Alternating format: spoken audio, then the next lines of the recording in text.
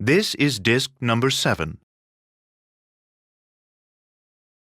She'd always imagined returning to church.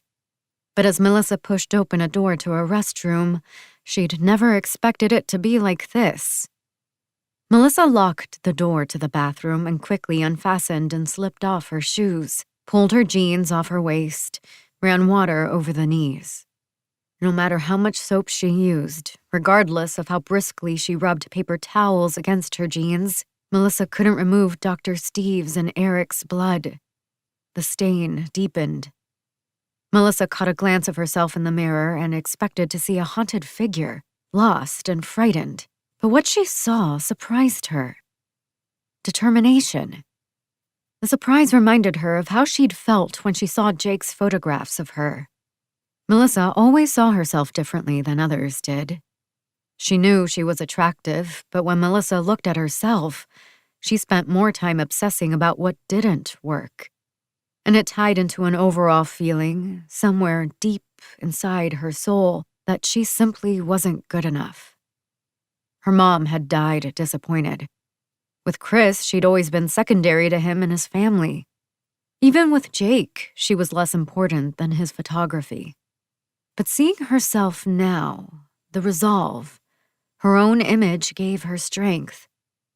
Melissa put on her jeans and left the restroom, her pants legs wet, but at least the dark splotches didn't look like blood anymore. She passed the entrance to the chapel, couldn't help peeking inside. The nave had been decorated for the holidays. Green wreaths hung from red ribbons over stained glass windows. Poinsettias sprawled around the base of a Christmas tree. A priest thumbed through an oversized gilt-edged Bible. He looked up, smiled. "About a half hour," he told her. Melissa kept walking into an area marked private, past an unmanned desk. She entered a room with a large table and an orange cooler and pamphlets and plastic cups. There were 3 doors here, one open, the name Father Bob Price on the outside. Melissa searched Bob Price's desk until she found what she was looking for. Wallet, keys, phone. She left the wallet. There was only one car in the parking lot. Melissa assumed it belonged to the priest. She climbed inside, turned on the engine, plugged in his phone. Melissa felt something she'd never felt before guiding her, almost like a gentle but insistent hand on her back, as she stole the priest's car and pulled out of the parking lot. She knew exactly what she needed to do. Chapter 32. Lucky. "Renee?" "Hello, Lucky." Lucky slowed. He'd been driving 10 miles above the speed limit. "Is Mary Beth with you?" "She is." Renee's voice was low. "She showed up a few minutes after you left." Did you tell her about me?" "She didn't take it well." "I understand." Lucky stared out the windshield at the brown weeds on either side of the road and a dead deer on its side, white underfur shining. "Can I talk to her?" "No," firmly, and then, "She's not ready." "Okay," Lucky said and added meekly, "Renee, I'm really sorry. We shouldn't keep secrets. I should have told you earlier that I kill people for money." "You're insane." "I'm not," he insisted. "I promise." "I don't think you know that you are." Lucky rubbed his right eye with one hand, glanced at the GPS. He was only a few minutes away from the cabin. "I'm not crazy," he said. "How much danger are we in?" Renee asked. "And don't lie. Not anymore." "You're not in danger at all," Lucky lied. "It's me they're after. I thought I could reconcile things, but I can't." "What does that mean?" He pulled over to the side of the road. "It means they're going to try to kill me." "Why don't you give them what they want?" Renee asked, desperately. "You said you're protecting someone. Give her up." "That won't work anymore. Lucky's knife brushed against his leg as he walked up the dirt road toward the cabin, past brown and bare trees, some white, as if they'd been skinned. How many people has it been? I can't tell you that. You said no more secrets. No, I know. It's because...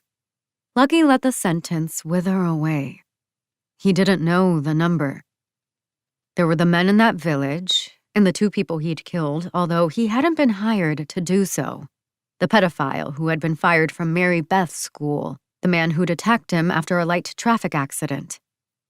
And then there were the people he'd been hired to kill, and that number was at 20.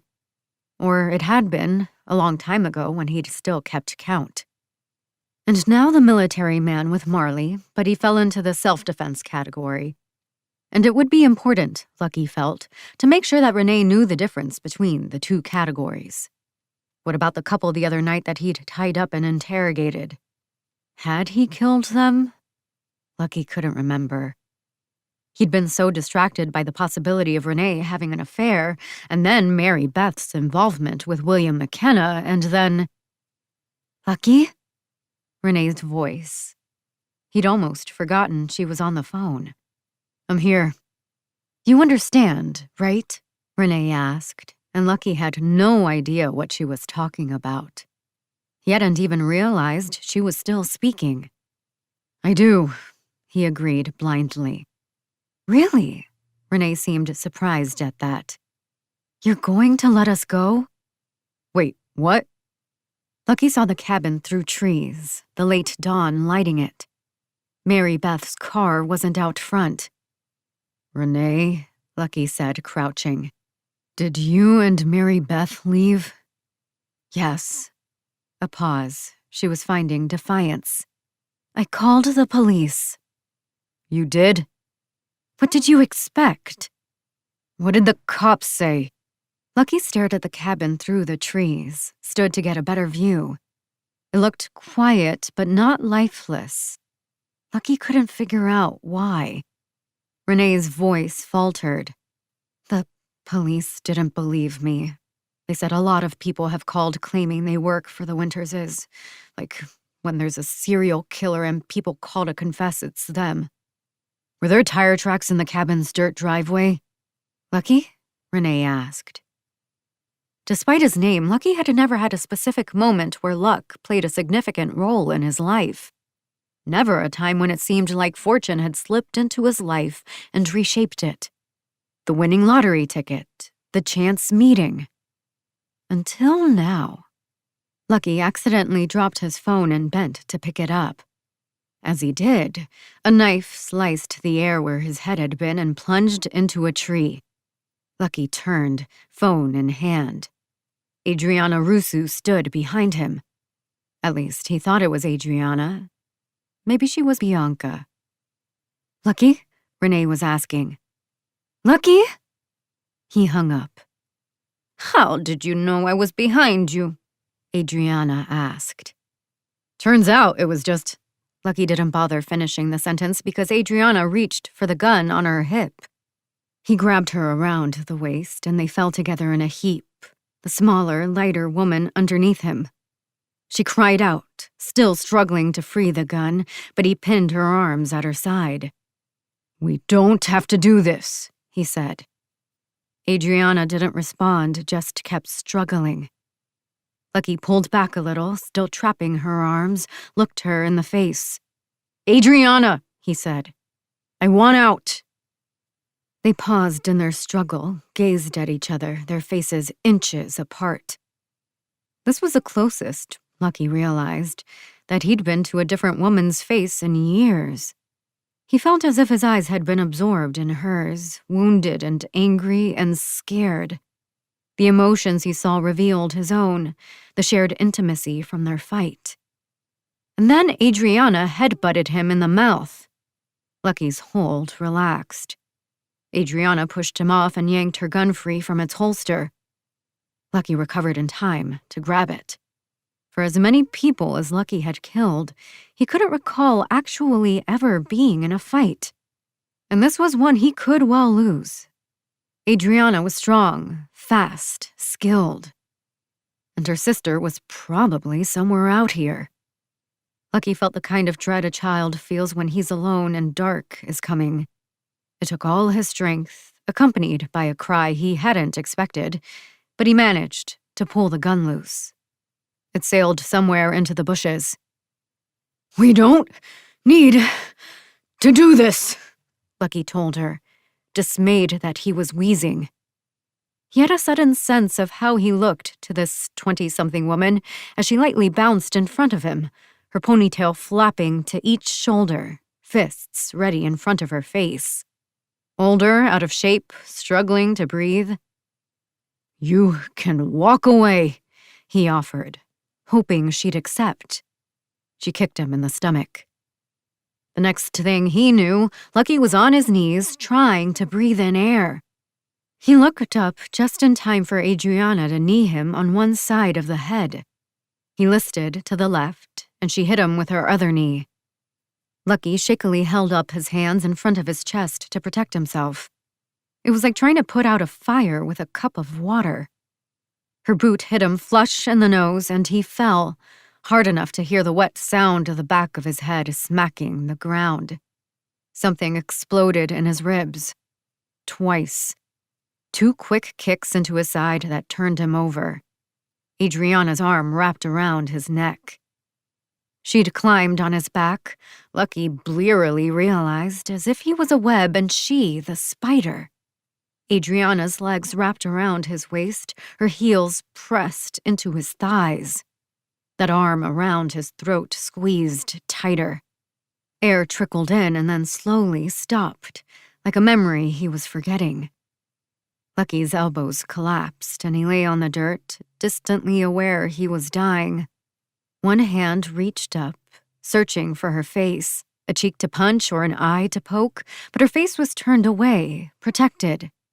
Lucky tried to pull himself forward with the other hand, tried to find the phone, anything that could help. He found her gun. Lucky didn't even attempt to aim. He just grabbed the gun and twisted his hand and pointed it above himself and squeezed the trigger, and it didn't matter, Lucky thought, if he hit his own skull. Death was coming regardless. The arm around his throat fell away. Lucky gasped in air like a dying plant soaks up rain. He couldn't move for a few moments, even though he heard Adriana behind him, scrabbling. He slowly rolled over and saw her feet kicking. Lucky rose and coughed, clutching her gun. Adriana lay before him, as if floating on her back in a dark lake of blood. "Where's Bianca?" he asked, his words a creaking door. It sounded like Adriana was trying to respond, but she couldn't. Or maybe she was just trying to breathe. Lucky couldn't tell. But he knew suddenly Bianca wasn't here. If she had been, then she wouldn't have let Adriana fight alone. And he wouldn't be alive. Daylight was beginning to peer farther through the trees. An unseen bird chatted. Adriana gasped, wet breaths. Lucky stepped into the blood and reached into her pocket, pulled out her phone. A message on her locked screen. "B. With them. Come after." Lucky knew who Bianca meant by them. Somehow the twins had found this cabin. Maybe they'd followed him when he'd driven Renee. Maybe there was a tracker on his car. Maybe this cabin wasn't as much of a secret as he'd hoped. But when his wife and daughter had left, Bianca had followed them. Adriana had stayed behind, waiting in case he returned. He looked down at Adriana, at her stark, white face. She was dying, but Lucky didn't have time to wait for death. This was the feeling Lucky had forgotten, the assuredness of a path, the sense that he was doing what must be done. There was no question of good or evil, only necessity. He aimed the gun at Adriana's head. Behind him, a dead sun rose in the winter morning. Chapter 33. Jake. And this was where Eric's body was going to lie, in the shadow of Ruby's house. Ruby had told Jake that the Winterses were going to bring Eric here tomorrow, bury him in her backyard. A shovel was plunged into the dirt, waiting. To Jake, there was something unbearably cruel that he'd been asleep when Eric had been murdered, his closest friend dying just a few feet away. Jake knew he couldn't have stopped it, but he'd been robbed of the chance. Helpless to do anything. Another unspoken betrayal of his best friend. "Are you cold?" Jake didn't turn toward her voice. "We don't have to put him here," Ruby went on. "We can take him to a cemetery." "Put him here?" Jake stared at the dirt, felt Ruby behind him. She draped something over his shoulders. "It's your old jacket," Ruby told him. "I can't believe all these old clothes fit. Are you eating enough?" "Tell me what happened," he said.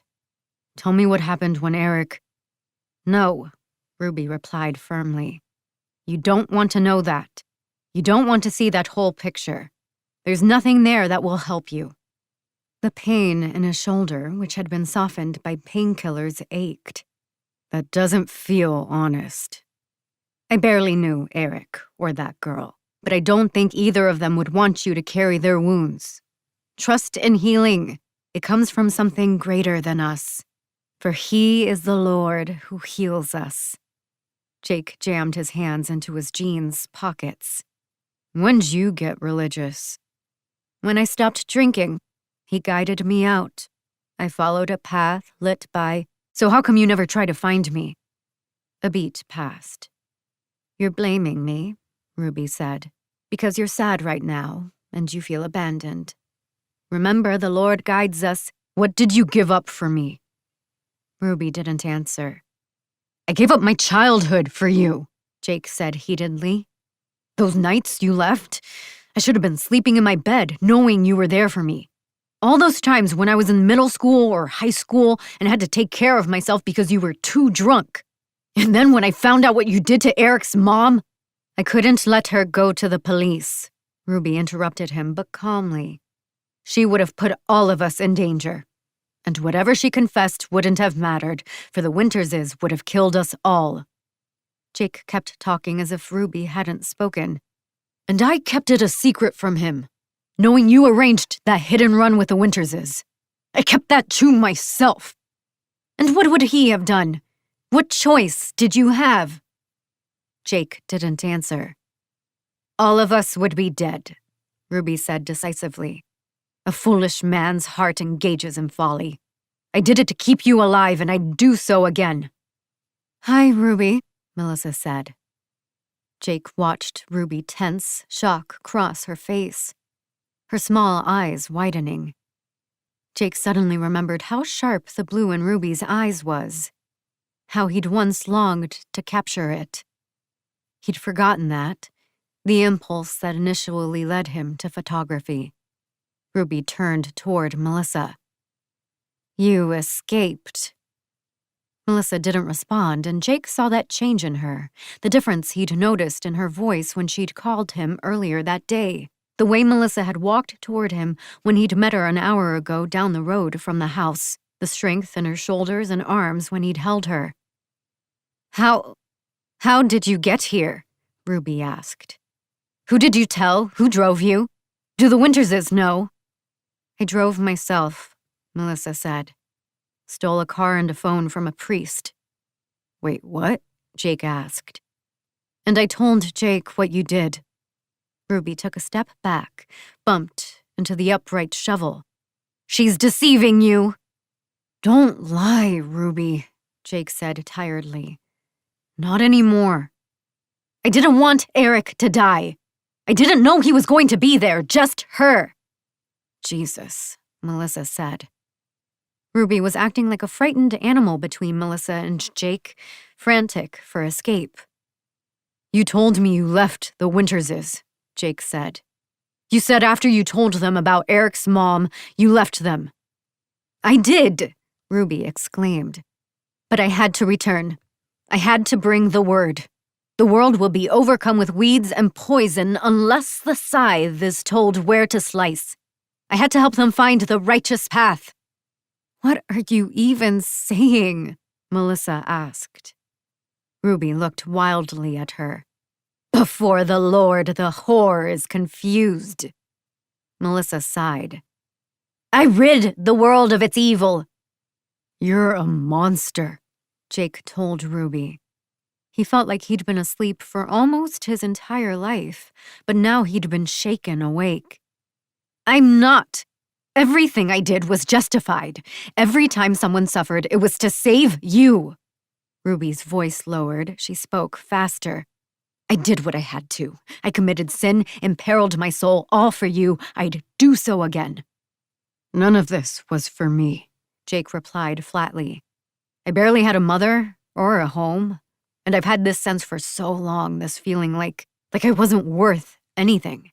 If I wasn't worth a mother who could stop drinking for me, who could find the same strength she found in alcohol and criminals and now, I guess, God or something else in me. But you never did, or you never could, and I took that out on myself. Sometimes I think that's why I like photography so much, so I can see the world the way I want to see it, the way it should be." "I have always loved you," Ruby declared. "If you loved me, Eric would be alive. If you loved anyone, his mother would still be alive. You can't love. You can only serve." Ruby inhaled sharply. Jake was surprised that his body was trembling. "But I know what to do now," Jake said, and he felt poison filling his words.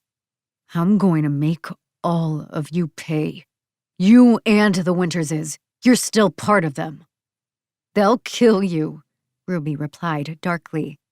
"You think your anger is going to guide you, is going to lead you to death. Anger greets us in the desert, anger and desperation and fear. And you're too soft to walk through the desert, Jake. I had to be strong for both of us, because I love you." "Jake," Melissa said. He hadn't realized that he was advancing on Ruby. Jake turned away from her, walked away, Melissa next to him. "You won't survive in the desert," Ruby called, her voice an admonishment. "You won't survive without me. You will succumb." Chapter 34. Lucky. Lucky drove faster than normal, even though he couldn't risk getting pulled over, not with the small armory of weapons sliding around in his trunk. The AR-7, the shotgun from Spence, Adriana's Beretta. He'd left her body in the woods.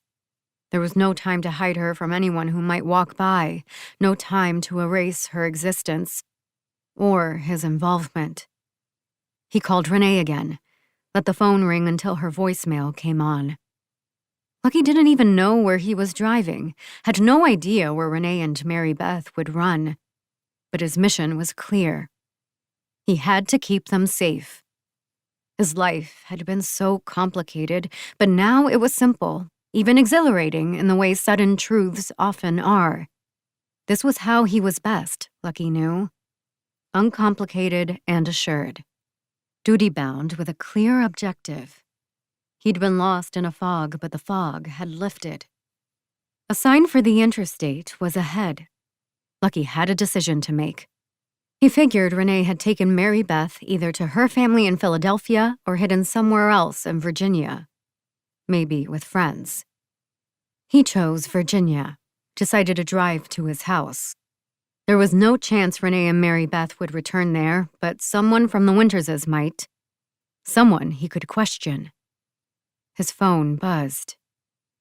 Lucky almost swerved off the road in his haste to answer. "Renee?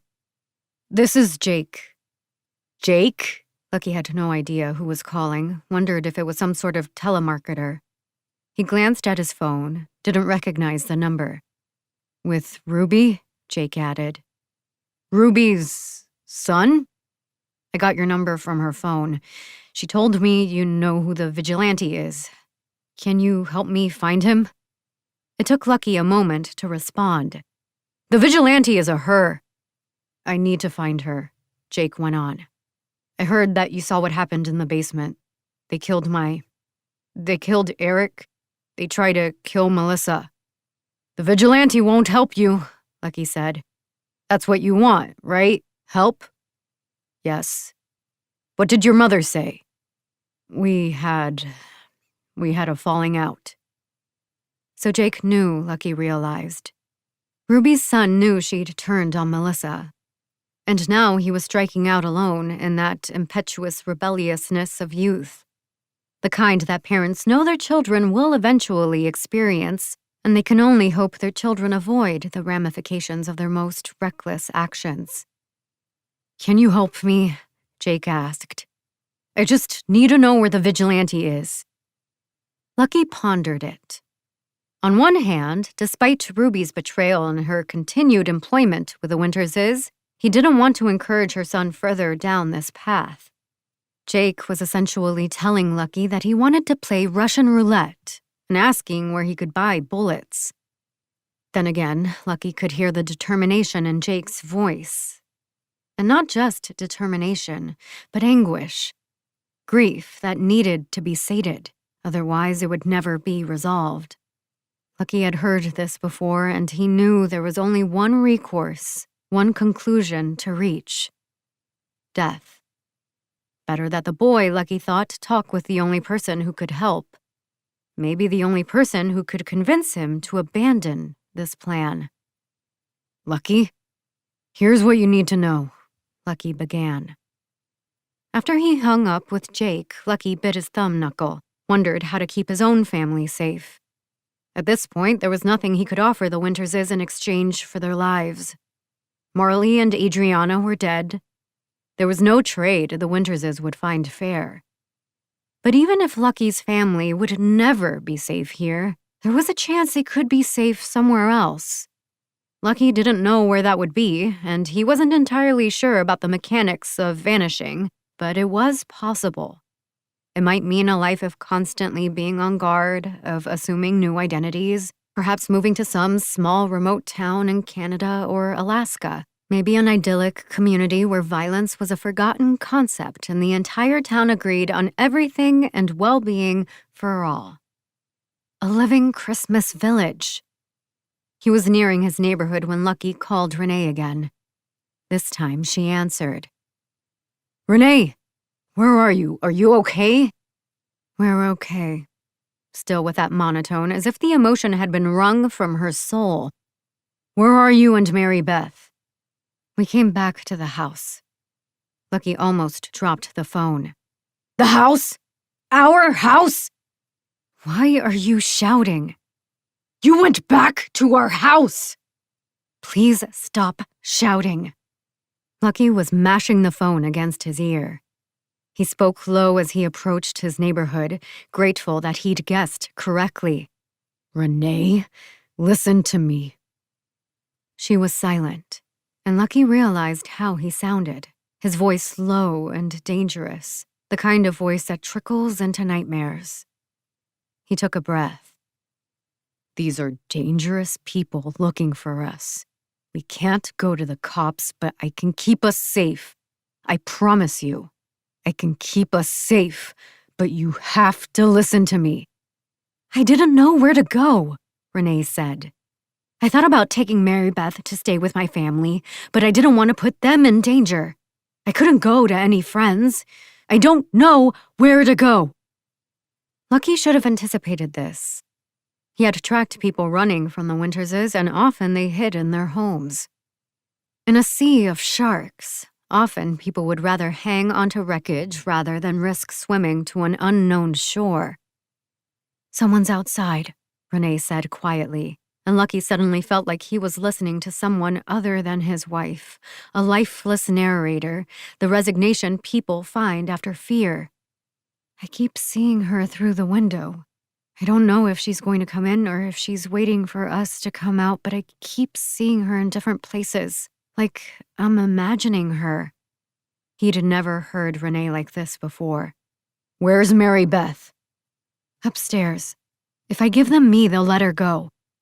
No, they won't. They will kill you both. I'm almost there.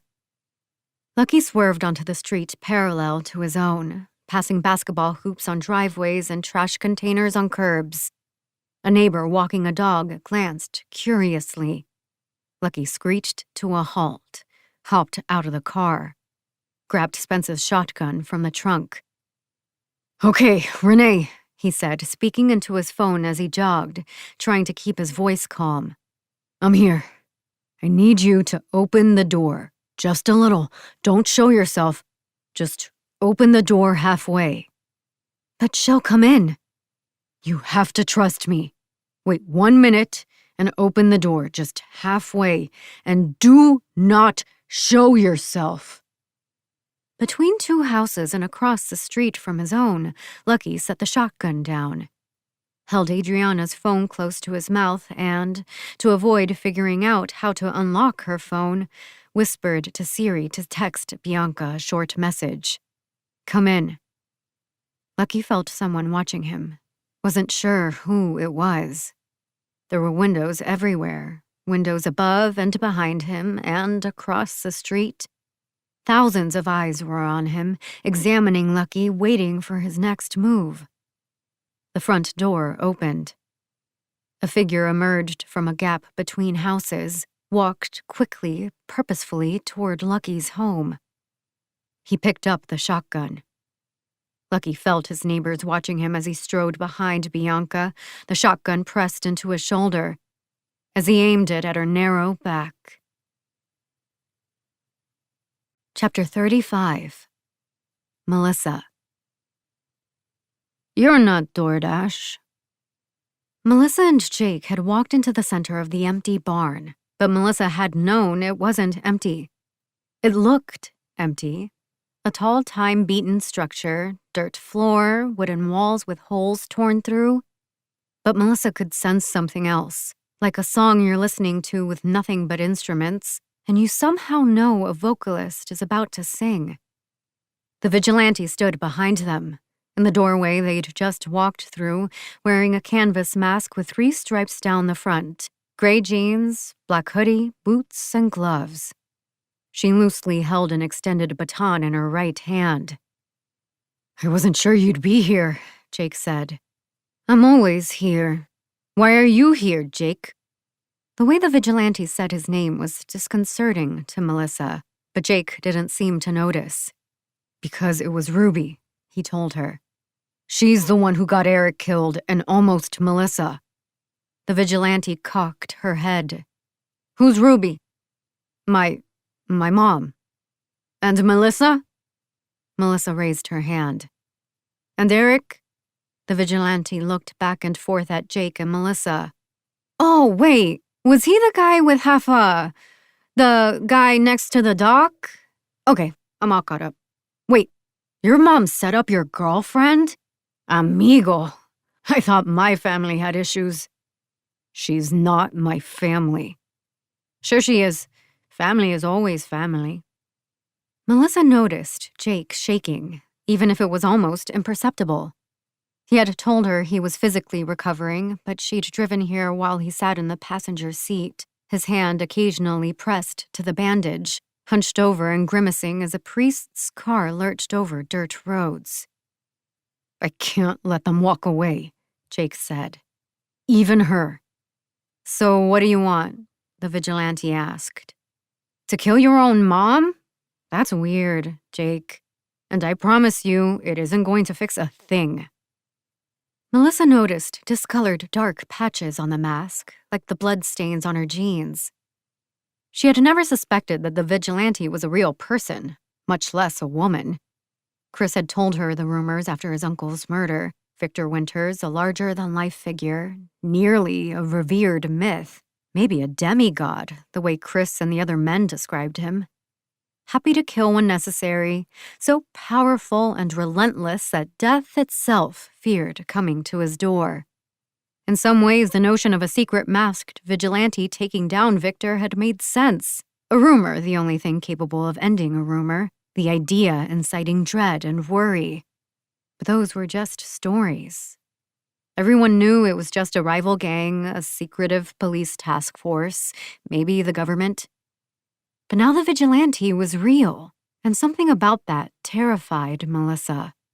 It allowed for the sudden belief in other myths, disproved falsehoods. A child seeing a claw emerge from under her bed.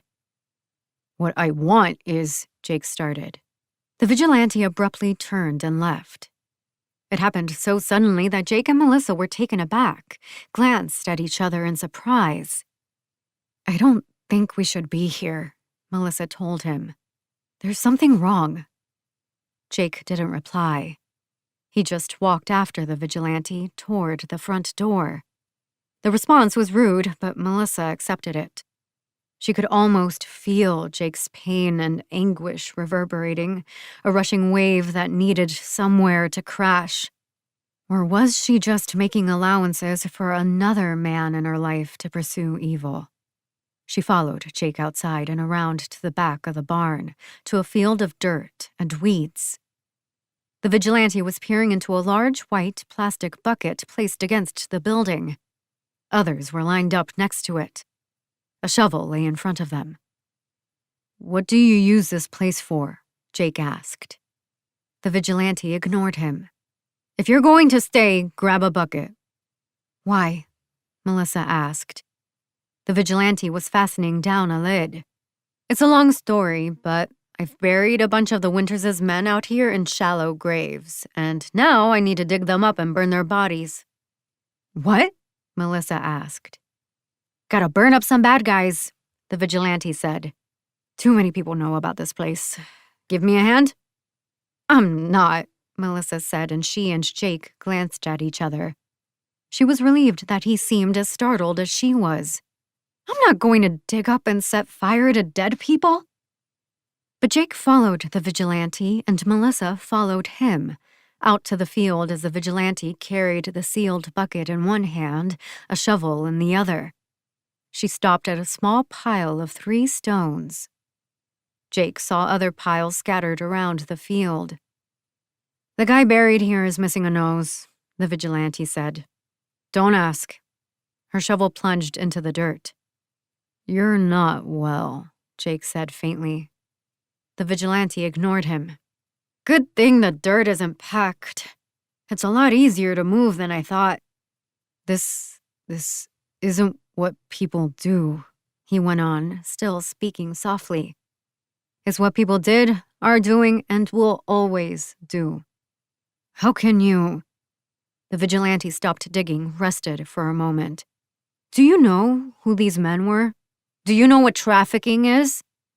"I'm sorry, Jake touched his chest. The vigilante turned toward Melissa. "You're Latina, right?" "Yeah, from Panama." "No joke! Me too! I thought I was the only one!" "You're Panamanian?" "Yeah, verily," the vigilante confirmed. "I can't imagine we have anything else in common whatsoever. But that's nice. You hablo?" "I do," Melissa said, although she knew her Spanish was rusty. "Do you?" "Not anymore," the vigilante replied regretfully. "Anyway, I really do need to burn up these bodies." "Why did you do all this?" Jake asked. "Because of what those men did to me." The vigilante spoke easily, unbothered. "But I've reached the end." "So you're done now?" Jake asked. "You got your revenge and it's over?" "See, that's for you, Melissa, Español." "But you're the only one who was able to do anything," Jake said. "The cops never got to them until you came along. No one even knew about the Winterses. And you exposed them and took them down, and now they're finally reeling, and you're just going to walk away? You trying to get me to keep killing?" "I'm trying to get you to help me." "Help you with what?" The vigilante didn't wait for him to answer, straightened and stretched her back. "Don't look down." Melissa glanced into the hole and quickly turned away, closed her eyes.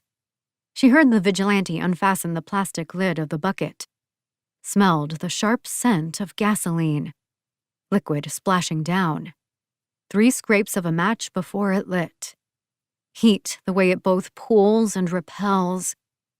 And then Melissa smelled something awful and heard the wet sound of fire consuming, and she opened her eyes. Jake was following the vigilante to the next marker. Why are you following me? The vigilante asked, and there was a tiredness to her tone. I told you, I'm done with all this. If you need help, then you've come to the wrong person.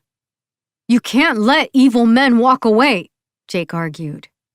For a moment, Melissa realized that he sounded exactly like his mother. I was running at those men, the vigilante said, tight and direct. The lightness left. And they caught me, and because of me, my sister died. They shot her in front of me. That was my fault, and killing the men who killed her still made it my fault. There's no peace. There's no place to return to. There's nothing to return to. My sister's name was Melinda. She was a former social worker who dedicated her life to helping people, to doing things the right way, as frustrating and terrible and slow as the right way always is. She was living with a person who loved her. Super boring guy, but he loved her, so whatever. And she was entering a new phase in her life, and she was kind of funny and lovely, and she died because she followed me. She died because she came back for me. Melissa had assumed those faint dark stains in the mask were from blood. Maybe they were tears. You might not die, the vigilante went on. You might actually kill the person who killed your friend. You don't look like much of a fighter, but maybe you'll get lucky and accidentally give him mumps or something. Fun fact, the Winters' diseases, sorry, I never figured out the plural form of their name, are terrible at keeping up with their vaccines. I know, I do my research. Her dialogue, Melissa noted, had taken a strange trip from the acidity of emotion to someplace unpredictable. But if you do go after revenge, the vigilante concluded, you'll lose more than you realize. There's no change without loss. Melissa watched Jake. He'd been quiet this entire time, not even exhibiting the anxiousness of waiting to speak. When he did reply, it was slow, measured. I can't let them just get away, Jake said. And what do you want for them? The vigilante asked. Death? I don't know, Jake said. Throughout the conversation between the vigilante and Jake, Melissa had almost forgotten where she was. But now she felt the heat behind her from the burning body in that hole, the flames surging, as if they were trying to escape but were being pulled back. Oh, Jake, the vigilante told him. They're going to kill you. She's right, Melissa said. Jake sat in the passenger seat, sullenly staring out the window. Strange how, ever since she'd seen him with Ruby, something about him seemed younger. There had always been a youthful motivation in Jake, something childlike about his infatuation with her and the pursuit of photography. But there was an excitement and charm to that. This was something different, adolescent and angry. He didn't respond. She was right, Melissa said again, and so was Ruby. You're not a killer, and because you're not, they'll murder you. That's because that's all Ruby and that vigilante know. They don't know any other way but death. Do you? I'm trying to find it. I remember what Chris became, Melissa told him. It's like he went into war or something, and there was a moment where he could have come back, but he didn't. He went deeper, and then he became something else. He grew into something else. They shot me, Jake said with a quiet intensity. They killed Eric. They hunted you and me like dogs. I know. They won't let you go. And all you want to do is run. I want to live with you. Jake's hand had found his shoulder. Running's not living. They didn't speak for the rest of the drive. Chapter 36. Lucky. Mary Beth! Lucky shouted once the ringing in his ears from the shotgun had subsided. Renee? His wife and daughter peered down from the top of the stairs as he hurried into the foyer, Bianca's body lying behind him. Mary Beth took a tentative step down. Renee pulled her back, wrapped her arms around her. Mary Beth didn't resist. Was that an explosion? Renee asked. Something about that was astonishing to Lucky. Renee had never heard a gunshot. We have to go, Lucky said. More will be here soon. They didn't move. They'll find you if you stay here. The women looked at each other uncertainly but descended the staircase. Dad, Mary Beth said admiringly when she saw the dead assassin in the doorway.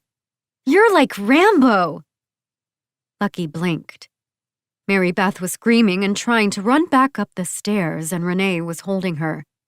Lucky slung the rifle over his shoulder, helped Renee lead their daughter toward the back door. Oh my God, Mary Beth was saying over and over. Outside, in their backyard, the neighborhood was deathly quiet. A dog had been barking insistently after the report from the rifle, but now stopped. Lucky could imagine the fear from the dog's owners, the worry about attracting violence to their own doors. His wife and daughter held hands as Lucky crept forward, the shotgun heavy. Bianca had probably been here by herself, but he wasn't taking any chances. He opened the Jeep's door for his wife and daughter, glanced around as they climbed in. A window shade across the street shifted. Lucky knew he was being watched, probably recorded. He walked back to the driver's seat. I think we should talk about what just happened, Lucky said and started the engine. As a family.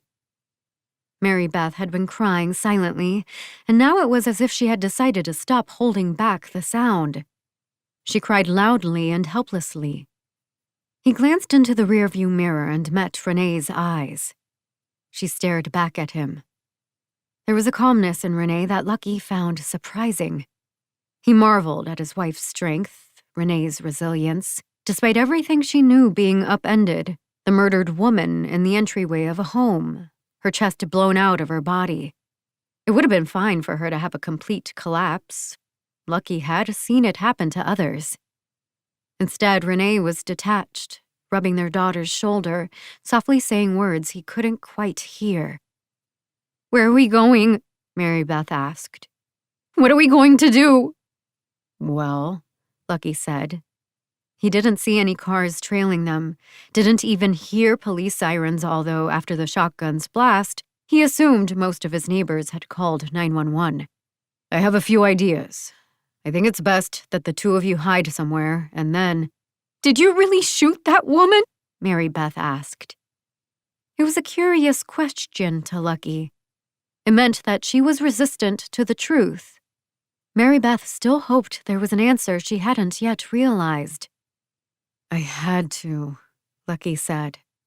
He spoke slowly, the way he'd explained it to his tear-streaked daughter when she was just 4 or 5, that her pet fish Cheeto had died. Listen, honey, that woman was going to murder you and your mother. And me. She was not a very nice person. Jesus, why are you talking to me like I'm a toddler? Mary Beth asked. Language, Renee warned her. Dad just shot someone in the back, and you're telling me to watch my fucking language? Wow, Lucky said. That's unnecessary. I agree, Renee said, and Lucky's spirits were buoyed by her support. I don't understand, Mary Beth moaned. I don't understand anything. Do you guys want to listen to music? Lucky offered. Maybe that would help. What do you have in mind? Renee asked back. Stop the car! Mary Beth suddenly screamed, and she wouldn't stop screaming. Stop the car! Stop the car! Stop the car! Lucky ignored her, like he had when she was a baby and would cry at night in her crib. He'd hated doing that, but Renee had insisted. Now he turned on the radio, spun the volume wheel to the maximum. He always listened to a station that played old pop love songs, and Air Supply's Almost Paradise filled the car. Tears came to his eyes as his daughter wrestled to open the door, despite the speed at which they were driving. Renee did her best to hold her back as Mary Beth cried and struggled.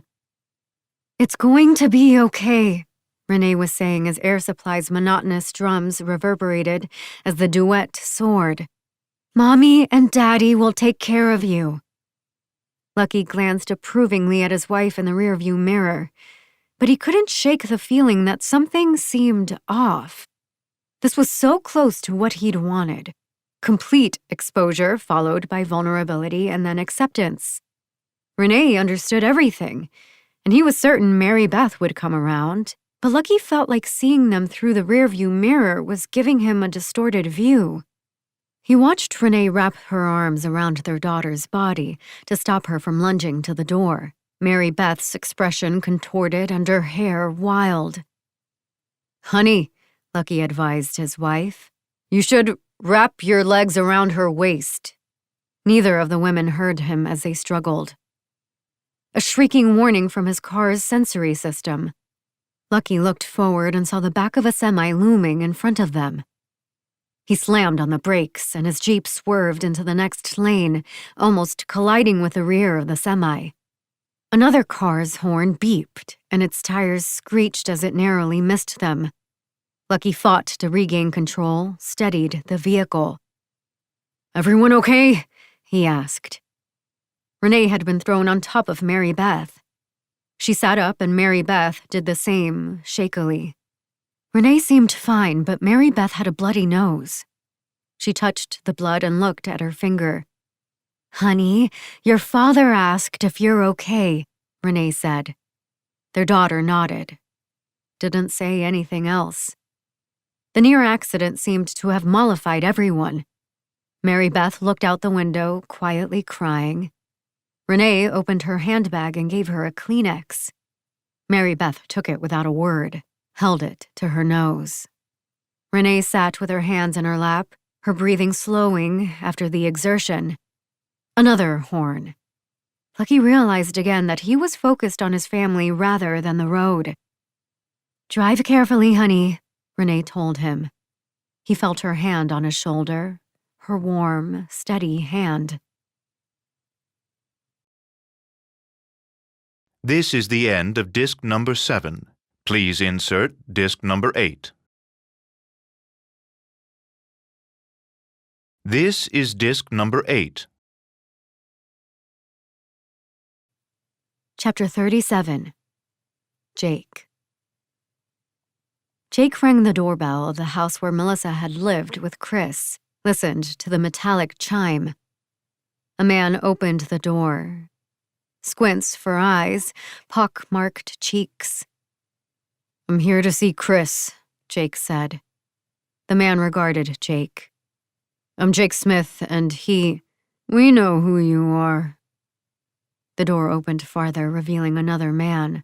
They let Jake in, checked him for weapons, ran their hands down his arms and legs and back and stomach, pulled his wallet and keys out of his pockets, tapped his crotch. Straight ahead was a sun-filled kitchen and a doorway leading to a shadowed dining room. Jake remembered the 2 staircases past the door, awkwardly close to it, one leading up to a hallway with 2 bedrooms where he and Melissa had spent an entire weekend. Jake wondered if she had truly left him. "I'm going to clear us," Jake had told her as they sat in the stolen car, parked behind a gas station hours earlier. "There won't be more killing. I know what to do." "It's not going to work," Melissa said softly but resolutely. "When it involves the Winterses, the story only ends one way." "What are we supposed to do?"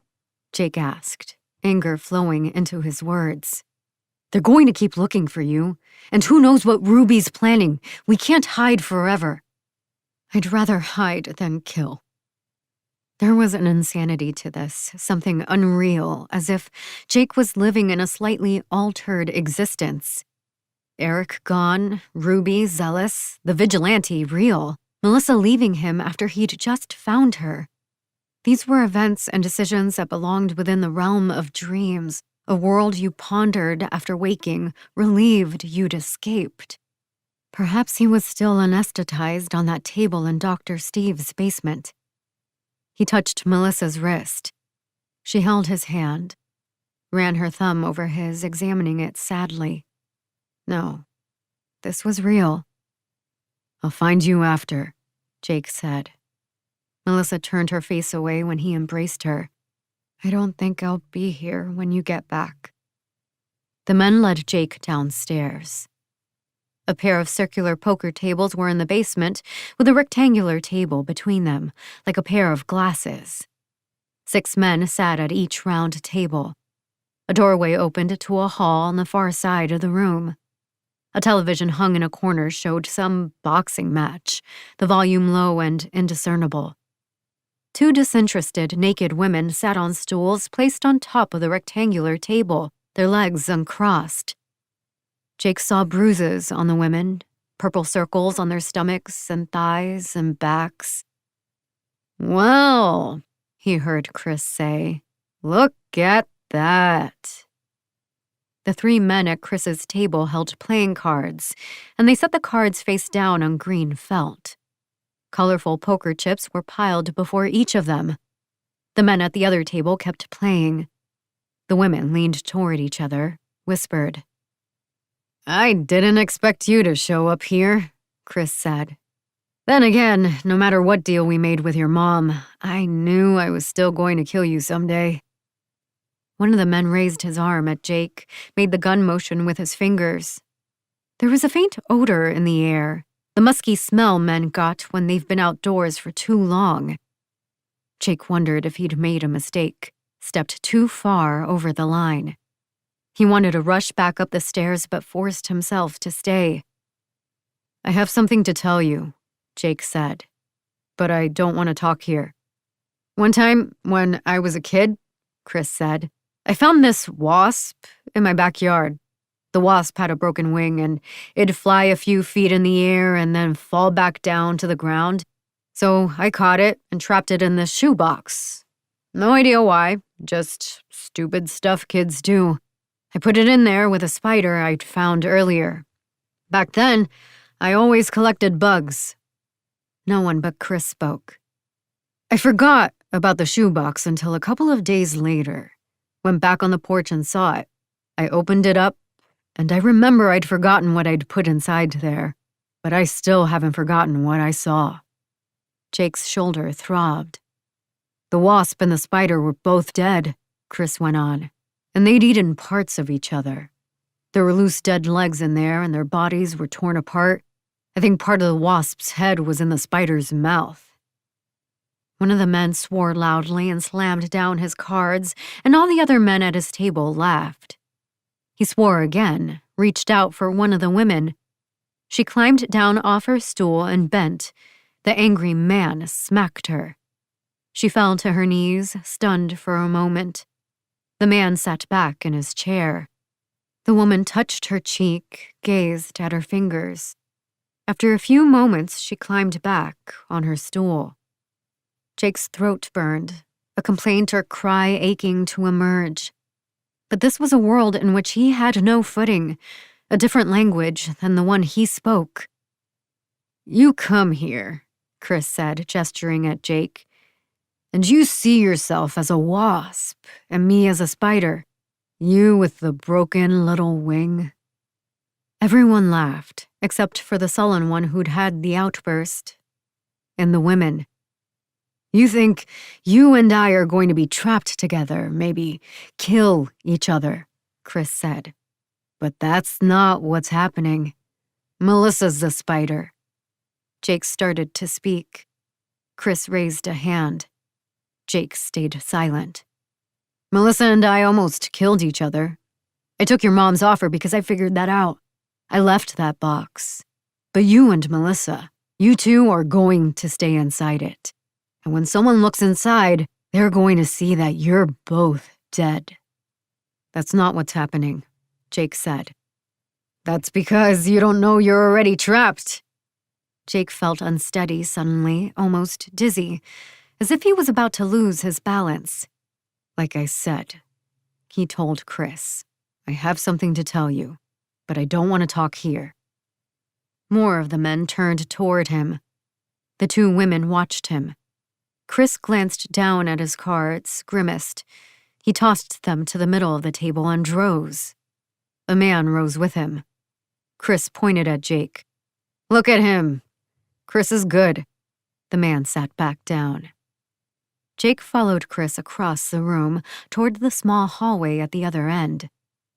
The basement tasted of fighting, of anger, and this was something Jake inherently recognized, even if he'd never been drawn to it. Jake often wondered if that was why he'd fallen into photography. The reactive nature of the art, not taking part in what was happening, but standing aside and observing it, a journalist's detachment.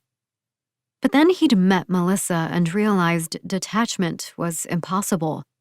He couldn't photograph Melissa in any way other than one that showed his love. Humanity was inescapable. And he thought about what Melissa had said as he walked through the group of criminals, what the vigilante and even Ruby had said. Murder was inescapable. Chris led Jake into an empty, unfinished storage room with cement floors and silver tape on overhead ducts, and a dusty plastic wrapping taped over the one window. Green eggshell soundproofing panels lined the walls. A washing machine and dryer were in the corner. A dark shadow was on the floor. It was the room in the recording Melissa had told him about. The room where Chris had killed that man. But now there was something else in the air, another smell. Sweat and semen. "You'd better have something good for me," Chris said. "Because I can give you the vigilante," Jake said. Chris didn't say anything for a moment. "Why would you do that?" "Because the vigilante is Ruby." It took almost a minute for Chris to respond. He kept opening his mouth to say something, then stopping. "How?" he eventually asked. "She's so fat and old." "That didn't stop her from taking out Seth." "Yeah," Chris admitted, and he thought again, and as he did, the tip of his tongue poked out of his mouth. To Jake, there was almost something childlike about the gesture. In that moment, he deeply missed his camera. The moment passed. "I saw the mask at her house," Jake went on. "I asked her about it, and she told me the truth. She worked for the Winterses for years, knows everything about what you all do, and when she left, it wasn't on good terms. She never completely came back and blamed all of you for what she did. You had to suspect the vigilante was someone you trusted." "A woman, though?" "You thought it was Lucky, right?" Jake asked. "I did. Lucky knew the truth, maybe helped her, I don't know. But he wasn't the one wearing the mask. It was always Ruby." Chris turned his back to Jake, walked over to the wall, studied the soundproof panels. "Messed up for you to turn on your own mother," Chris observed. "Then again, no one hurts you more than your own family." "Ruby hasn't been my mother for years. She's the one who killed Eric, and she tried to kill Melissa. I know your men pulled the trigger, but she's the one who used them as a bargaining chip." "Why are you telling me this?" "So you'll let me and Melissa go. You can take down the vigilante and Lucky. I could give them both to you. I have the proof. And now that I know all this, I can just find them and kill them. And then I'll find Melissa." "You could, but I'm offering a man's agreement. That's all I have. Nothing but my word. And I think that's good enough for you. Especially with what you can do with this." "What's that?" Jake took a moment before he went on. This had to be phrased just right, otherwise he wouldn't make it out of this house. "Melissa told me about the power struggle with you and your uncle. If you take down the vigilante and Lucky, then there's no question anymore about who's in charge." A shout outside. Chris's eyes didn't leave Jake's. "Maybe Chris is starting to think," Chris said softly, "that you know too much." "All I want," Jake said, "all we want, is to be free. Me and Melissa to be free from the Winterses.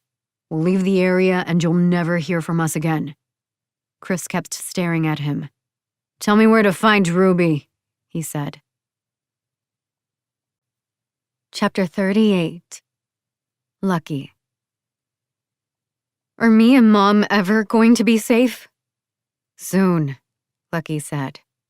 He told himself this wasn't a lie because he believed it. It had been 2 days of driving without stops, the three of them alternately taking turns sleeping in the car, Renee and Lucky driving through Maryland and Virginia, eating at small tucked-away restaurants or in parking lots, stopping at rest areas to walk and use the bathroom, once paying for a motel room with cash so they could each shower. Lucky knew better than to stop and stay in any one place or drive in one particular direction. He left no pattern. But there was another reason Lucky didn't want to stop. Renee still seemed to be in a state of shock and easy compliance. Mary Beth had given up on escaping and was instead reconciling herself to acceptance. Lucky worried that introducing some new sense of stability, of permanence, would wake something in them, potentially turn them against him. He needed more time. And so he kept driving and offering the promise of eventual safety, the false confidence that he knew exactly what he was doing.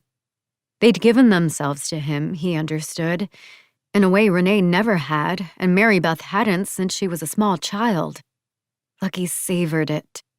For years, his hidden identity had grown in strength privately, like a small tree he was tending in a secret grove, and when his family had finally seen it, they'd discovered it to be an oak. "But how are we going to be safe?" Mary Beth asked. Renee slept in the passenger seat as they drove down I-95, halfway between Northern Virginia and Richmond. "Do you even have a plan?" It was a fair question. "The plan is to keep you and your mother alive," he said. Mary Beth flounced back into the back seat of their new car, a used Toyota RAV4 that was, admittedly, far less comfortable than his Grand Cherokee had been. Lucky had seen the Toyota for sale on the side of a dirt road near the town of Dumfries, stopped at the house, and paid for it in cash. Parked his Jeep off a side road, stripped off its plates, removed everything from inside.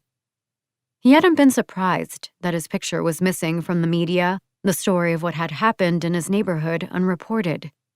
Because that was how it was to work for the Winterses. The story had died before it could emerge. "I need a pee," Mary Beth announced. "Can we stop there?"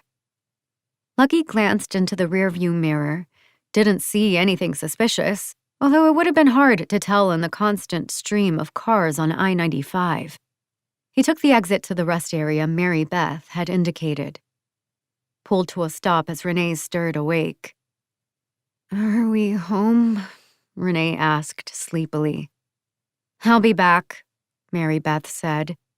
She left the car, hurried toward the building. Renee rubbed her eyes, sat up. "I shouldn't have said home. I just keep thinking we'll be back there soon." Lucky noticed redness in her eyes and worried it was from sadness rather than sleep. "We will," he assured her.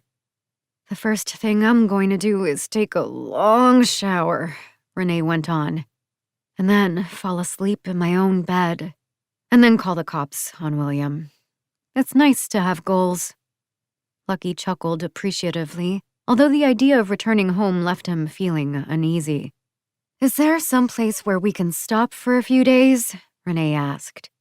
"Maybe a resort in North Carolina, by the beach?" "A beach?" "It'd be nice to go to the beach," Renee said. "We haven't been to one for years. Remember how we used to go to Cape May when Mary Beth was little? We'd stay at that hotel and walk around and see all those bed and breakfasts painted in so many different colors. And we'd talk about owning one someday. You making breakfasts for the guests and me running the finances. And we'd tell Mary Beth she'd have to clean all the rooms. She used to get so mad." Lucky was only half listening. He'd been scanning the cars in the parking lot and his attention was focused on one parked on the far side. It was some sort of squarish sedan, entirely nondescript, completely forgettable. And that worried Lucky. He couldn't figure out how he'd missed it. Hadn't even seen the car pull in. It'd been days since he'd slept more than an hour, and there had been moments when he'd almost fallen asleep at the wheel. Renee had driven too, but when she had, Lucky had found sleep difficult, like chasing someone ahead of you in a race, someone you had no hope of catching. "Lucky?" "I'm sorry," he said. "I'm just so tired." It was a weakness that felt surprisingly good to admit. Strange how, despite the intimacy he felt with Renee and Mary Beth, this simple statement was the most honest he'd been in days. "If we do go to North Carolina, we should visit colleges," Renee said. "We could do it now instead of in the spring." Something else stirred within Lucky, a rustling he hadn't felt since before he'd been worried about William McKenna. Tears. "Lucky?" Renee asked, alarmed. "What's wrong?" "I think I'm just happy," he told her. Lucky wept into Renee's arms, felt her fingers in his hair, a hand patting his back the way she always touched him, as if her mind and body weren't connected. Lucky wondered if he was the reason for her disconnect. Maybe his lies had always struck something in her, some subconscious part of Renee realizing she couldn't truly trust him, a Darwinian instinct of self-preservation. Maybe he'd created this divide and Renee deserved more, the chance to give herself completely to someone. "Lucky, where's Mary Beth?" He sat up, wiped his eyes. "I'll check." He opened the glove compartment, gave Renee the Beretta, pulled his knife from the sheath around his ankle, and slid it into his jacket pocket. He tried to remember when Mary Beth had left the car and had no idea. He needed rest. Renee's suggestion of the ocean was appealing, the retreat to water and the soothing sound of surf, floating on caressing waves. Lucky walked to the women's restroom and opened the door, one hand holding the knife in his pocket. Mary Beth was sitting on the counter, her back to the mirror. Her face was bruised, lips bleeding. And there was something else in her face Lucky recognized, and it was a terrible thing to see. It was the expression of someone who was about to die, all pretenses violently stripped away. Nothing but childlike fear. "Hey, Lucky," Seth said. Seth's gun pressed Mary Beth's neck. "Dad," Mary Beth said, her voice filled with tears. "I'm sorry." Lucky didn't move. He hadn't seen Seth in years, not since their mentoring had ended. Lucky remembered the burn marks that covered the young man's body and the hate that always simmered under the surface. But there was something new to Seth now, in addition to a wrapping that covered half his face. He had an awkwardness to his stance, a grimace underneath his glare. He was in pain. "I thought you were dead," Lucky told him. "Maybe I am," Seth said. "I've been burned and stabbed and run over. Or maybe you and I both are." Lucky didn't know how to respond. He looked at the blood trailing down his daughter's chin, and his heart felt lost. "You were just the worst teacher," Seth said. "I was? Didn't you hear me?" Seth pressed the gun harder into Mary Beth. She flinched. "Burned and stabbed and run over? 2 of those things happened before I met you. Don't make excuses." Mary Beth was crying freely now. "If you let her go," Lucky said, "you can take me in. Take me to them, and they can do what they want." "They told me in the hospital what you did," Seth went on as if Lucky hadn't spoken. "What happened to Marley and his man, how you helped the doc, double-crossing everyone in your life. Me, the Winterses, your daughter, your wife. Anyone else?" "No, I think that's everybody." Lucky saw the handle of the door on the other side of the restroom, the one behind Seth, turn. "Seth," he said, so that his former mentee wouldn't be surprised and accidentally pull the trigger. "Someone's coming in behind you." A woman hurried into the restroom, impatiently ushering in her younger daughter, a girl of about 6. Both of them stopped. "You two, don't go anywhere," Seth said without turning around, catching everything in the full-length mirror. "Walk in front of me and sit down," he ordered them. Long ago, Lucky had learned that there was a process to killing someone. During his days in the army, he'd had a friend who'd kept a pet snake, a 4-foot-long boa constrictor named Henry. Lucky had found the idea of owning a snake entirely bewildering and had constant questions for his friend. One of the things he'd learned was that the snake had a diet of frozen mice and rats. "I can't use live rodents," his friend had explained. "They might kill Henry." In his first assignments for the Winterses, that wasn't something Lucky had understood, and the killings had been sloppy, the cleanup extensive, the risk almost equal for both Lucky and his victim. It had taken time to remember and understand the lesson he'd learned from Henry. The victim should, in all practical matters, already be dead. That meant subduing any sense of hope by the time they realized death had come. But this woman had something to fight for. Lucky could see it in her eyes, the anger, determination, the way her hand tightened over her daughter's shoulder. She threw herself at Seth, and Lucky shouted something, not words, just a sound, at the fear that Mary Beth was going to be shot. But Seth's gun stayed quiet as he swore and fell, the woman on top of him, she screaming for her daughter to run. The little girl stayed still, staring, her mouth open but no sound coming out. Lucky ran forward and grabbed his own daughter's hand, yanked Mary Beth off the counter, her body dead weight at first, frozen, then coming alive. The woman on the floor kept screaming and then stopped abruptly, as if she was surprised when Seth shot her twice in the chest. The full-length mirror Lucky had been standing in front of shattered as he and Mary Beth ran out of the door as he heard the little girl screaming behind him. Lucky's knife was in one hand, Mary Beth's hand in his other. The RAV4 was close, and he glanced back at the restroom, expecting to see Seth emerge. But the restroom door stayed closed. Lucky started the RAV4 and pulled into reverse and saw Seth leaning against the building, barely able to stand. The impact from Ruby's car had injured him more than Lucky had realized. Lucky watched Seth raise a gun, his arm shaking.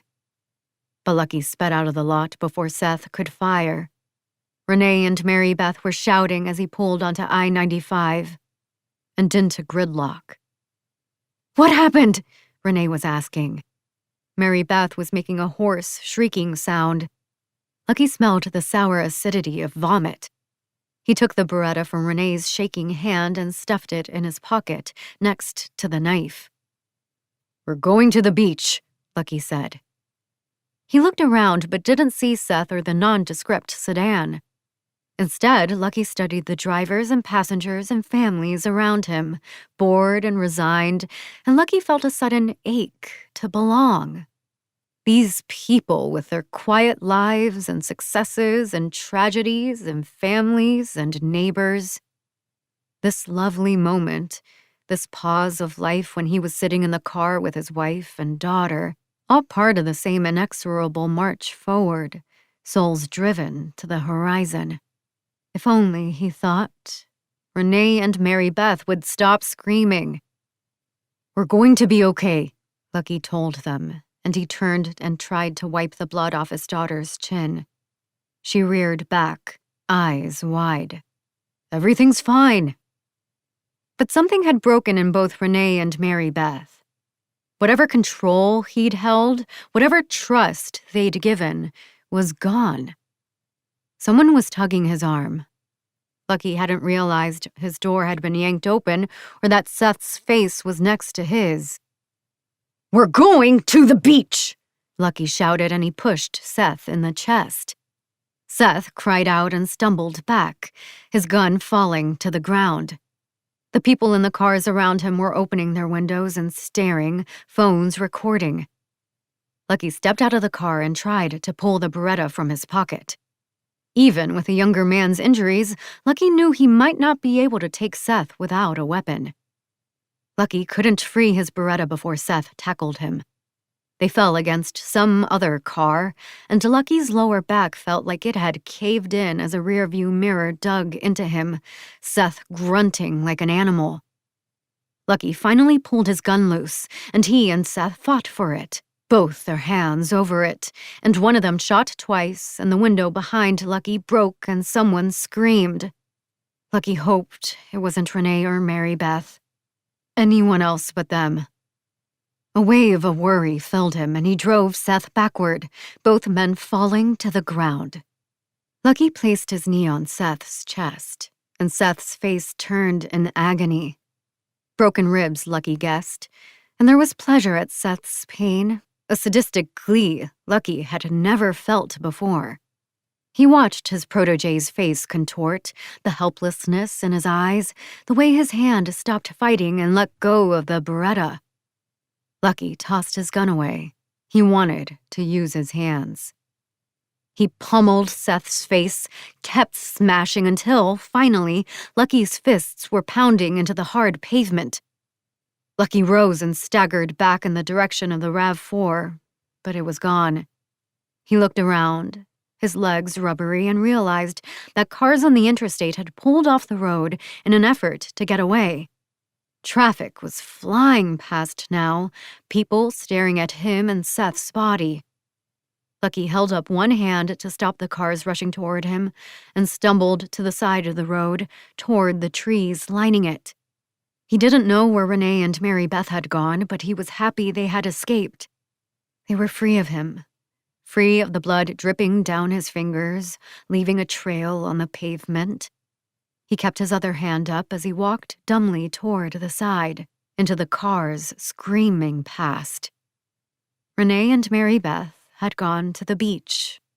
Lucky imagined them there, and the picture filled his mind.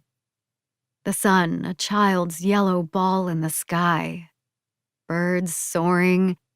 The two women before the water. A ship's sail like a petal. Lucky imagined this image as he stepped into the final lane before the trees, now seeing cartoon crabs cavorting and jellyfish rising above the water, and a mermaid's shadowy head emerging, and a sea turtle crawling across the sand and digging a hole to lay its eggs, and dolphins lunging, and a whale submerging, and rain gently falling, and he heard the sound of rain as it tapped, tapped, tapped against a wide, tilted beach umbrella, and he smelled the heady scent of barbecue potato chips that Renee always had a craving for during these vacations, and Lucky pictured everything there, everything, except himself. Chapter 39. Jake. In the darkness among the mass grave behind the vigilante's barn, Jake watched Ruby arrive. She parked next to the building and lumbered out of her car. Jake sent a quick text, shoved his phone into his pocket, and headed down the incline, the slope forcing him to jog. His shoulder ached, but less than it had.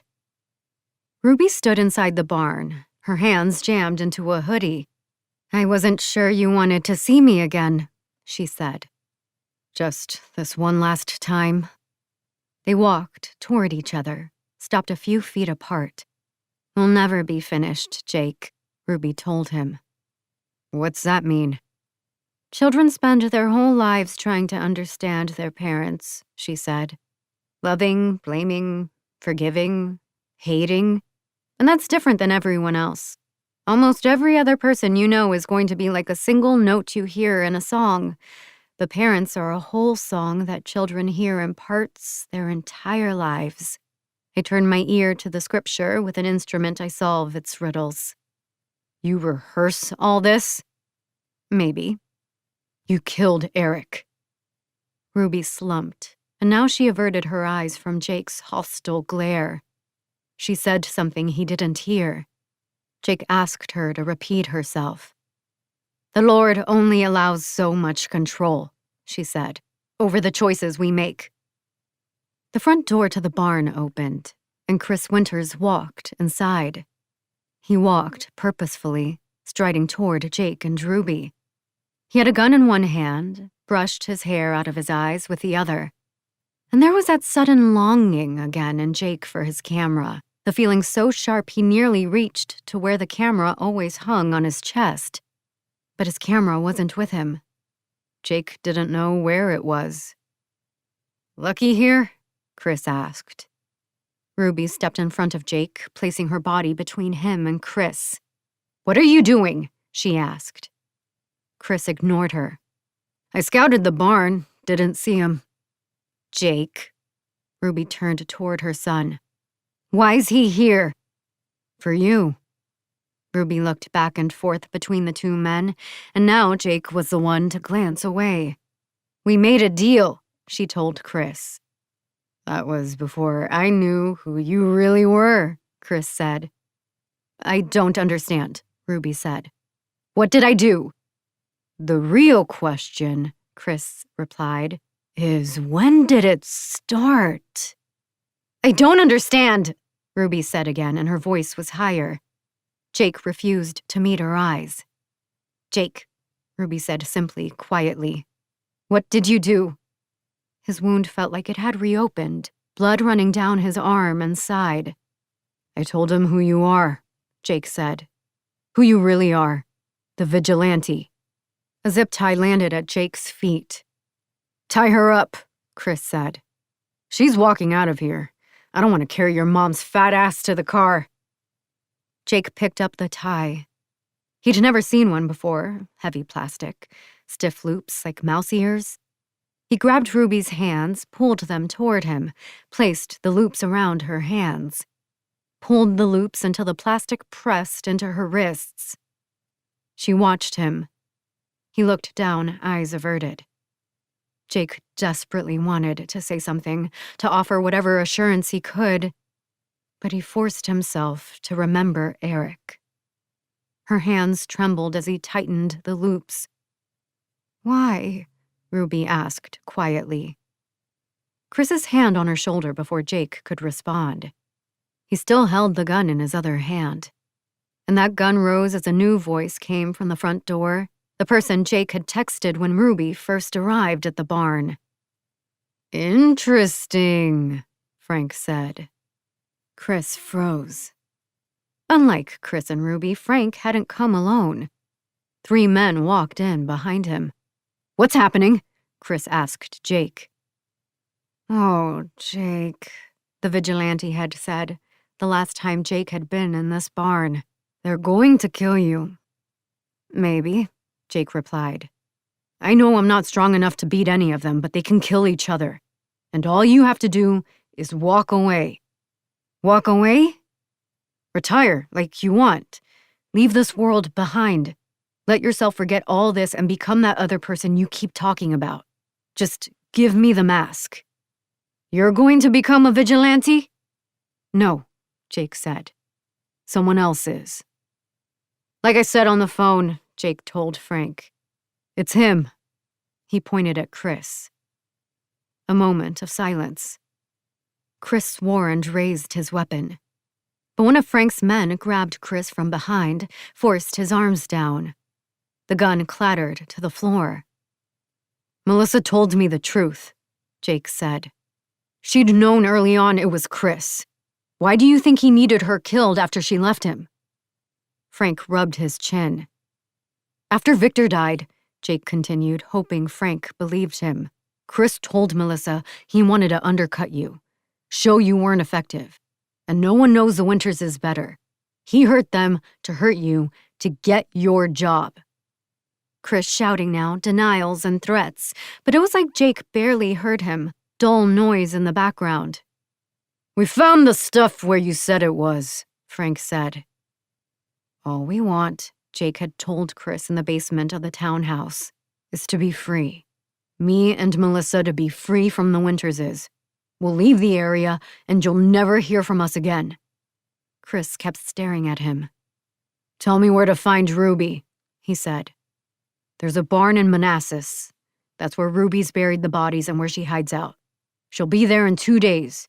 You go there and you'll find her, the mask, and the bodies. I'll send you the address."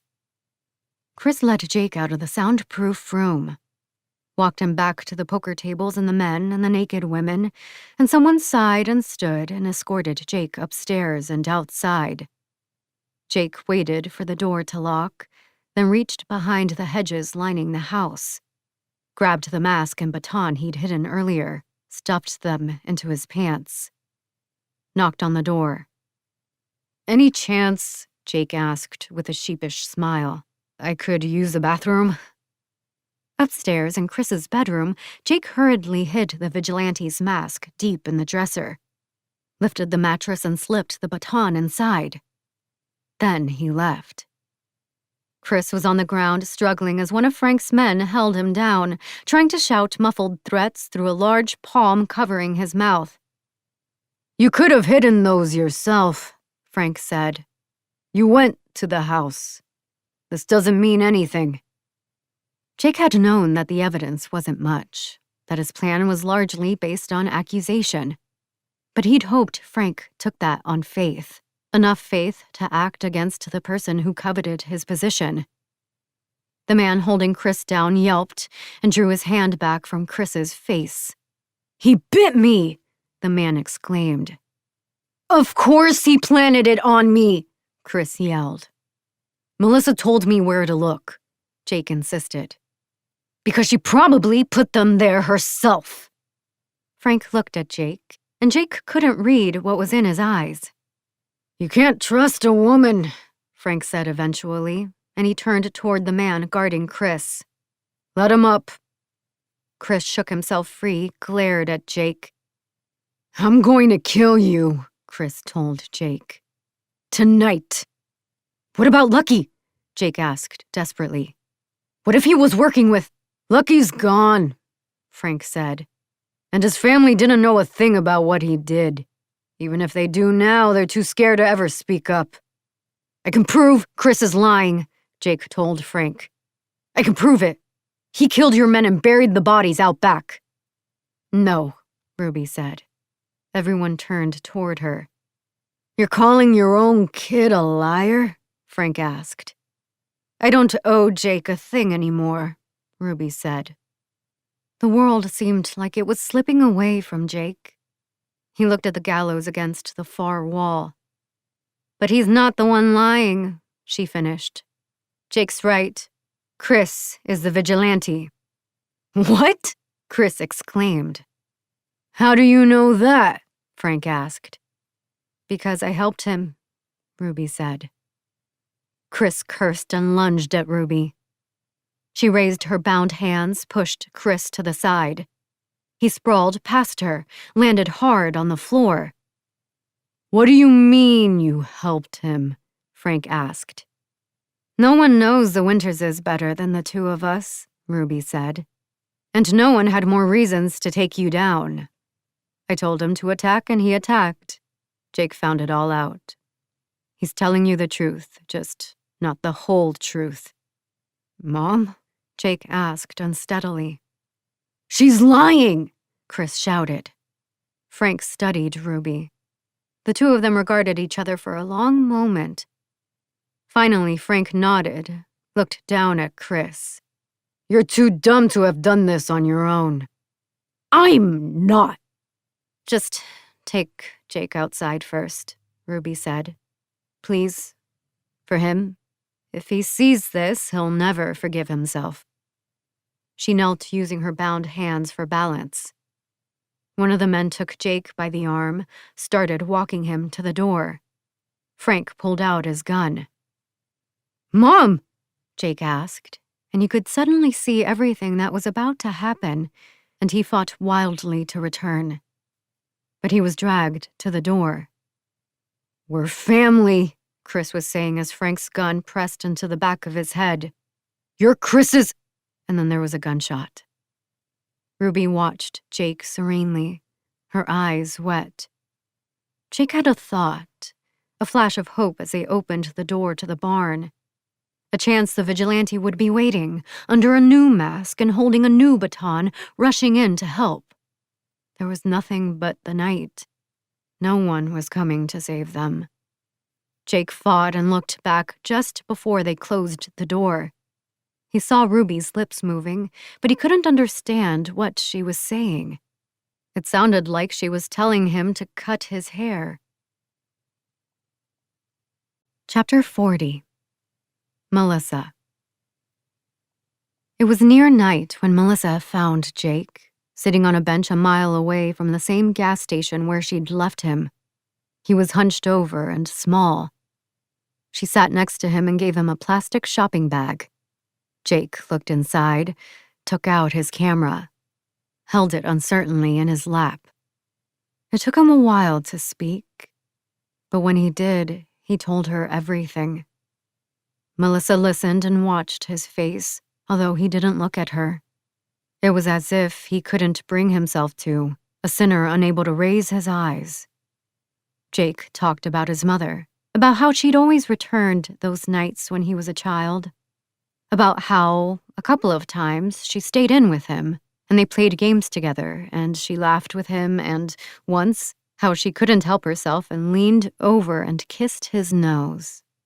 And in that moment, it had felt like enough, like everything.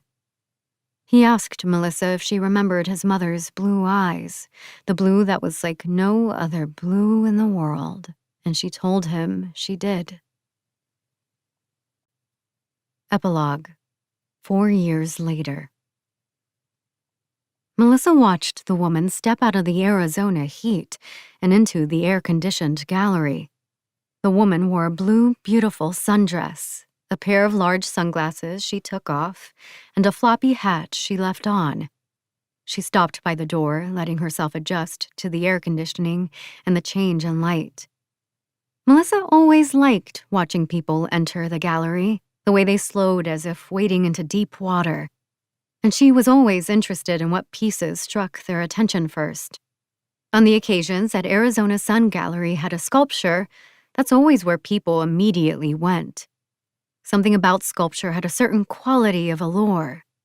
Sam, the elder owner of the gallery, once told Melissa it was because sculpture was so daunting. Everyone has experience to some degree of taking photographs or drawing a picture, but molding a figure from clay is beyond their capabilities. That made sense to Melissa, but she thought there was another reason as well. The permanence, the way the creation was destined to last. The reason we stop and look at any monument. They will remain long after we are gone. Stories left in clues for the future to decipher. It had taken Jake a long time to resume photography. Truthfully, despite her encouragement, Melissa hadn't been sure he would. They'd decided to leave the DC area and move as far away as possible.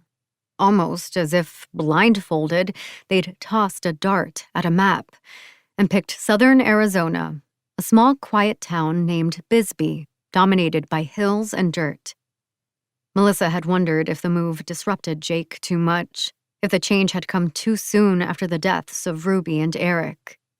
There was a heaviness to Jake she'd never noticed before, and she worried it was the kind of change Chris had undergone, this darkness wrapping around him, pulling him into its depths. They'd found jobs in Bisbee, she at the gallery and Jake at a bar, lived in a house that the owner was renting out while his military son was stationed overseas for 3 years, but their new lives hadn't begun in the way she'd hoped.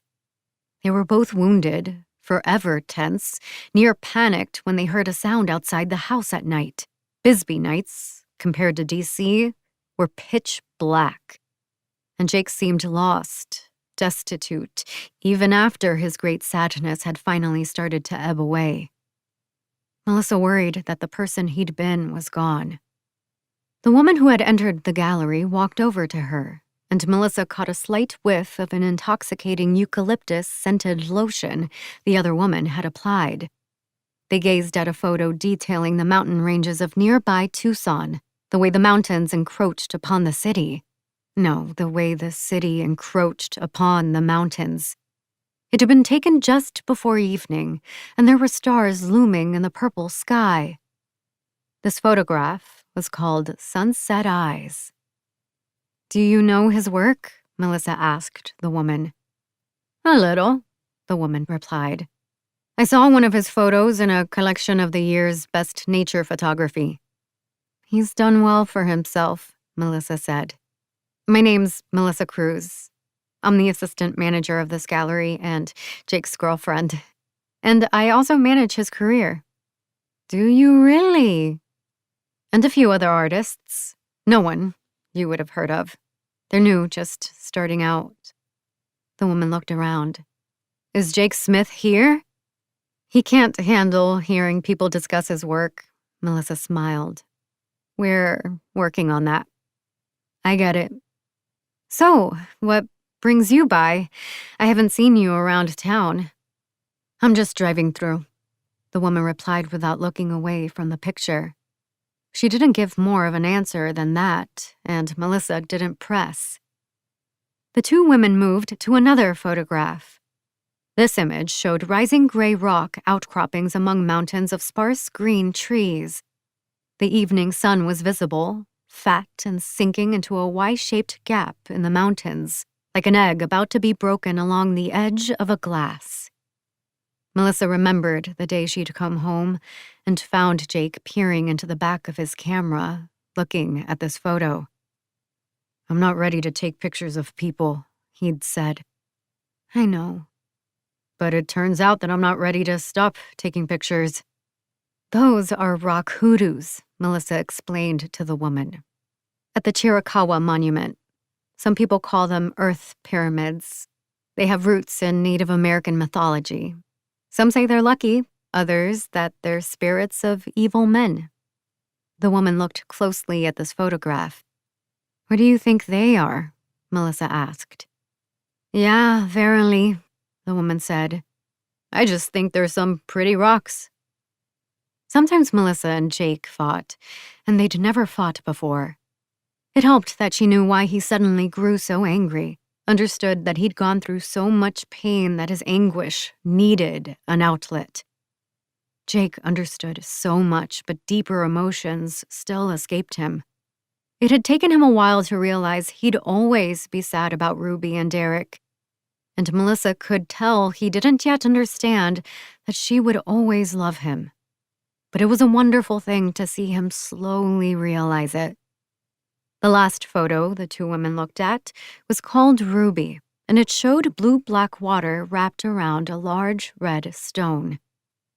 "This is just so beautiful," the woman breathed. "This is the one I saw in that collection. There's something so lonely about it." "Lonely?" "I'm thinking outside of the picture. I mean, this is just some guy standing with a camera by himself, alone taking a picture at night.